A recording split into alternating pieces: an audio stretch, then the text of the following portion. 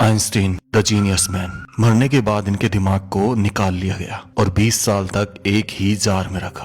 क्यों? मरते वक्त आइंस्टीन ने एक नर्स को कुछ ऐसा बताया जिससे दुनिया बदल सकती थी। क्या थी वो बात? आइंस्टीन चाहते तो और भी साल जी सकते थे, लेकिन उन्होंने मौत को चुना। क्यों? और आइंस्टीन इतने जीनियस थे कि इनका लिखा हुआ एक पत्र 20 करोड़ 38 लाख रुपए में बिका। ऐसा क्या था उस पत्र में? सब जानेंगे, लेकिन वो बातें जरूर जानेंगे किन बातों ने उन्हें महान बनाया। आइंस्टीन का जन्म मार्च 14, 1879 को जर्मनी में हुआ। जब ये पैदा हुए थे तो इनका सर काफी बड़ा था और डॉक्टर ने इन्हें मानसिक विकलांग तक कह दिया था और कई साल तक ये बोल नहीं पाए। लेकिन एक दिन जब वो अपने पेरेंट के साथ डिनर कर रहे थे तो उन्होंने बोला, the soup is too hot. Soup बहुत गर्म है। ये पहले वर्ड्स थे जो आइंस्टीन ने बोले, लेकिन कुछ लोग कहते हैं कि उन्होंने पहला वर्ड्स मिल्च बोला था, जिसका मतलब होता है मिल्क। लेकिन बता दूं, ये दोनों ही बातों का कोई पक्का रिकॉर्ड नहीं है।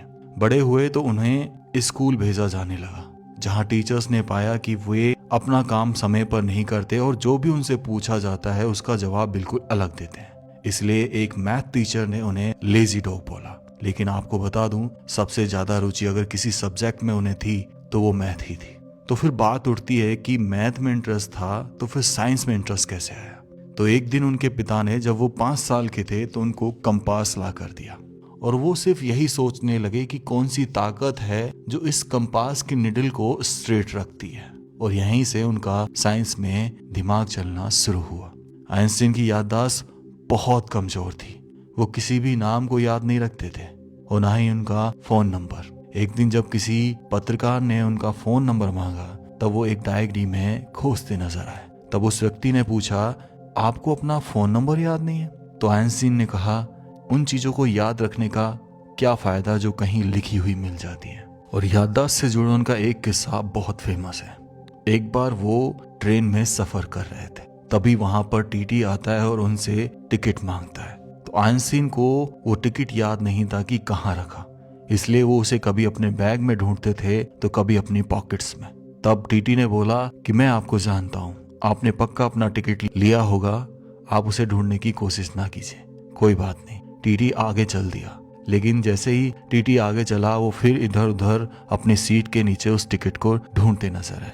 टीटी वापस लौटा, उन्होंने कहा कि आप चिंतित ना होइए, आपको टिकट दिखाने की कोई जरूरत नहीं है।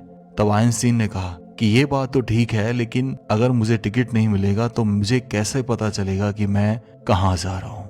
आइंस्टीन डेली 10 घंटा सोते थे क्योंकि वो पूरे फोकस के साथ अपने काम को करना पसंद करते थे। तभी ईयर आता है 1905, जब उनकी उम्र थी 26 साल और उन्होंने फोटो इलेक्ट्रिक इफेक्ट दिया।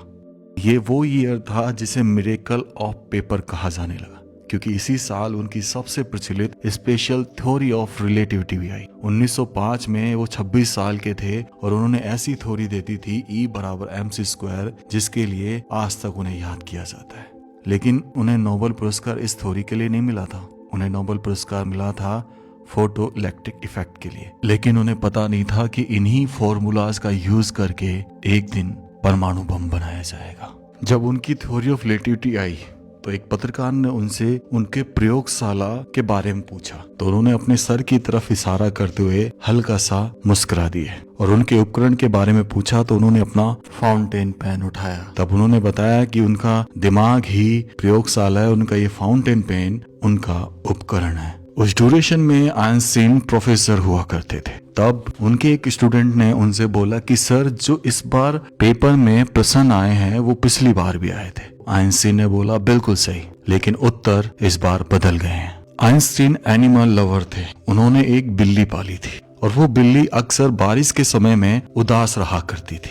आइंस्टीन उन्हें देखकर कहते थे कि तुम्हारे साथ बहुत गलत हो रहा है, लेकिन क्या करूं, मुझे ये नहीं पता कि मैं बारिश को कैसे बंद करूं।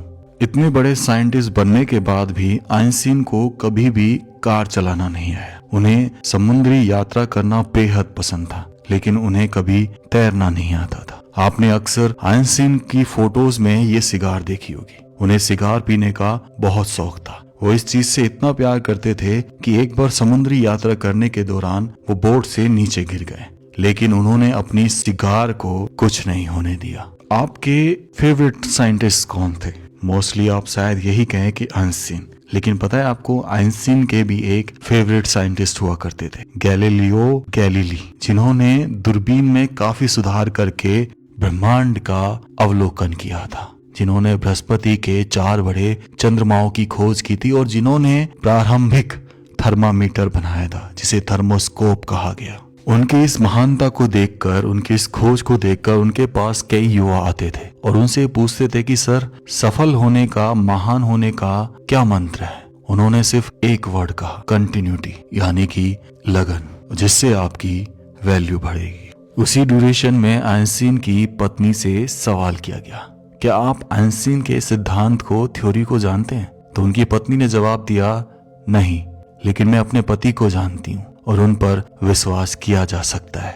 आइंस्टीन को कभी भी अपने बाल कटवाने का शौक नहीं था और ना ही उनमें वो कभी कंघी किया करते थे, इसलिए आज जो इनकी हेयर स्टाइल कॉपी करता है उसे जीनियस हेयर स्टाइल कहा जाता है। और 14 मार्च उनके बॉर्न डे को आज भी जीनियस डे के रूप में मनाया जाता है। आइंस्टीन इतने बड़े साइंटिस्ट होने के बाद भी काफी साधारण कपड़े पहनते थे और जुर्राब तो वो कतई नहीं पहनते थे। इसके पीछे एक बहुत बड़ा कारण था, उनकी बचपन में उंगलियां इतनी बड़ी थी कि जुर्राब अक्सर उनसे फट जाया करती थी, इसलिए वो जुर्राब से इरिटेट होने लग गए थे और उन्होंने जुर्राब का त्याग कर दिया। आइंस्टीन से पूछा गया कि सर, तीसरा विश्व युद्ध अगर लड़ा गया तो किससे लड़ा जाएगा? आइंस्टीन युद्ध को बहुत खराब मानते थे, लेकिन उन्होंने एक बात कही, तीसरा विश्व युद्ध का तो पता नहीं, लेकिन 4th विश्व युद्ध पत्थरों से लड़ा जाएगा। कैलिफोर्निया इंस्टीट्यूट ऑफ टेक्नोलॉजी ने आइंस्टीन को इनवाइट किया। तब उन्होंने वहां पर माउंट विल्सन पहाड़ के ऊपर मौजूद वेधशाला को देखा। उनकी पत्नी भी उनके साथ थी। उन्होंने वहां पर एक बड़ी दूरबीन देखी और वहां पर खड़े एक साइंटिस्ट से ये पूछा कि आप इस दूरबीन का इस्तेमाल किस लिए करते हैं? साइंटिस्ट ने सोचा कि इन्हें शायद कुछ पता नहीं। तब उन्होंने कहा कि हम इससे ब्रह्मांड के रहस्य को खोजते हैं। तब पत्नी ने हंसते हुए जवाब दिया, कहा, पता नहीं कैसे पर मेरे पति तो मिली चिट्ठियों के पन्ने पर ही ये चीजें खोज लेते हैं। जब वहां गए, काफी लोग उनसे ऑटोग्राफ मांगते हैं और उनकी स्पीच का इंतजार करते हैं। उनका ऑटोग्राफ वो $5 में दिया करते थे और जब वो कहीं स्पीच देते थे तो $1000 लिया करते थे और इनसे मिली सारी संपत्ति को, धन को वो डोनेट किया करते थे। आपने आइंस्टीन की ये फोटो अक्सर देखी होगी जीभ निकालते हुए। एक्चुअल में ये फोटो उनके 72वें जन्मदिन पर ली गई थी, प्रिंसटाउन यूनिवर्सिटी यूएसए के अंदर, और लेने वाले थे आर्थर सेसे, एक फोटोग्राफर। इस ड्यूरेशन में काफी लोग उनसे फोटो मांग रहे थे। वो इतने परेशान हो गए थे कि अचानक उन्होंने एक फोटो के सामने अपनी जीभ निकालते हुए मजाक में फोटो खिंचवा ली। इस फोटो पर आइंस्टीन के सिग्नेचर भी है और इस फोटो को कुछ समय पहले नीलाम किया गया 80 लाख रुपए में। 1952 में आइंस्टीन को इजराइल का राष्ट्रपति बनने के लिए ऑफर दिया गया, लेकिन आइंस्टीन ने मना करते हुए कहा कि मैं पॉलिटिक्स के लिए नहीं बना, मैं बना हूँ साइंस के लिए। आइंस्टाइन का एक पत्र 2018 में 20 करोड़ 38 लाख का नीलाम हुआ। ये पत्र मरने से 1 साल पहले 30 जनवरी 1954 को एक बुक राइटर एरिक कटकाइन को लिखा गया था, जिनकी बुक का नाम था choose life, the biblical call to revolt. उन्होंने ये बुक आइंस्टीन को पढ़ने के लिए भेजी। तब इस बुक के जवाब में उन्होंने ये लेटर लिखा था। उन्होंने इस लेटर में लिखा था कि मेरे लिए भगवान एक कमजोरी से पैदा हुआ लोगों का एक वर्ड है, मैं इस पर विश्वास नहीं कर सकता। बाइबल आदरणीय तो है, लेकिन प्राचीन कहानियों का एक संग्रह है। मुझे कोई भी कितनी भी रहस्यमय चीजें इस चीज पर विश्वास नहीं करा सकती कि भगवान कहीं है। आइंस्टीन 1939 में सोरबोर यूनिवर्सिटी गए थे और वहां पर उन्होंने एक चीज कही कि अगर मेरी थ्योरी सही साबित हो जाती है तो जर्मन मुझे एक आदर्श नागरिक का खिताब देगा और फ्रांस मुझे एक विश्व नागरिक का खिताब देगा, और अगर गलत साबित हुई तो फ्रांस मुझे जर्मन कहेगा और जर्मन मुझे यहूदी। मरने से 2 दिन पहले यानी 1855 16 अप्रैल को डॉक्टरों ने उनसे सर्जरी के लिए कहा। लेकिन उन्होंने सर्जरी के लिए मना कर दिया। अगर ये सर्जरी हो जाती तो आइंस्टीन कुछ और साल भी जी सकते थे। तब उन्होंने कहा कि मुझे जो करना था मैं कर चुका, अब प्रकृति को अपना काम करने दीजिए। अगले 2 दिन बाद जब वो आखिरी सांसें ले रहे थे तब उस वक्त उनके पास एक नर्स मौजूद थी और उस नर्स से उन्होंने कुछ जर्मनी भाषा में बोला। क्योंकि नर्स को वो जर्मनी भाषा नहीं आती थी इसलिए वो उस भाषा को समझ नहीं पाई। हॉस्पिटल का नाम प्रिंस टाउन हॉस्पिटल था और उनके वर्ड्स हमेशा के लिए खो गए। लेकिन कुछ लोगों का मानना था आइंस्टीन ने उस वक्त यूनिवर्स की इक्वेशन के बारे में कुछ बताया था जिसका कोई रिकॉर्ड या दस्तावेज नहीं मिलता है। मरने के पश्चात डॉक्टर थॉमस हार्वे ने उनका दिमाग उनकी फैमिली के इजाजत के बिना निकाल लिया, जिसके लिए उन्हें नौकरी से निकाल दिया गया। उस दिमाग को उन्होंने 20 साल तक एक जार में रखा और उसकी स्टडी की। तब उन्होंने पाया कि आइंस्टीन के दिमाग में जो सेल्स थे वो एक नॉर्मल व्यक्ति के सेल से कहीं ज्यादा थे, इसलिए वो हमेशा असाधारण सोच रखते थे और सोचते थे।